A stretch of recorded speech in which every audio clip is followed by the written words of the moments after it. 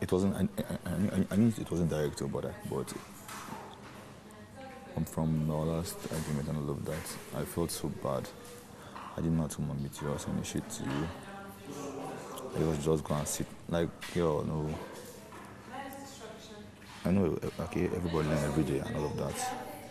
And I'm basically, you already know now. I'm learning from kindergarten, because this, I tell everybody, this is literally the beginning of my life, basically. I just left somewhere, nowhere, and I'm moving. I'm learning gradually. If you don't talk about it, it's no issue, but that's like at the end.